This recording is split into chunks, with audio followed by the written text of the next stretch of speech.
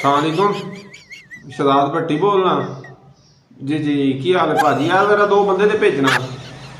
बस कुछ नहीं महल्ले का गटर जरा बंद होया वो खुलवाना सी नहीं नहीं कोई कुछ नहीं कहता कोई भी नहीं है महल्ला पूरा खाली है इस टाइम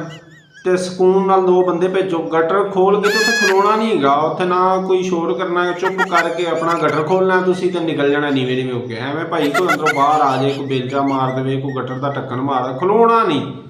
ਐਵੇਂ 1 ਸੈਕਿੰਡ ਲਈ ਆਣਾ ਤੇ ਸਪੀਡ ਤੋਂ ਸਪੀਡ ਗਟਰ ਖੋਲ ਕੇ ਤੁਸੀਂ ਨਿਕਲ ਜਾਣਾ ਬਸ ਜਲਦੀ ਭੇਜਣਾ ਪੈਸੇ ਪੂਸੇ ਕੋਈ ਨਹੀਂ ਜਿਹੜਾ 10-15 ਹਜ਼ਾਰ ਵਾਲੇ ਨੇ ਗਟਰ ਸਾਫ਼ ਕਰਨ ਵਾਲੇ ਇਹ ਦੇ ਦਾਂਗੇ 10-15 ਹਜ਼ਾਰ ਮਿਲ ਜਾਏਗਾ ਉਹਨਾਂ ਨੂੰ ਬਸ ਗਟਰ ਖੁੱਲਣਾ ਚਾਹੀਦਾ ਰੁਕਾਵਟ ਨਹੀਂ ਆਣੀ ਚਾਹੀਦੀ टेंशन ना लो कुछ भी नहीं होंगे बस तुम आना निकल जाना गटर साफ करके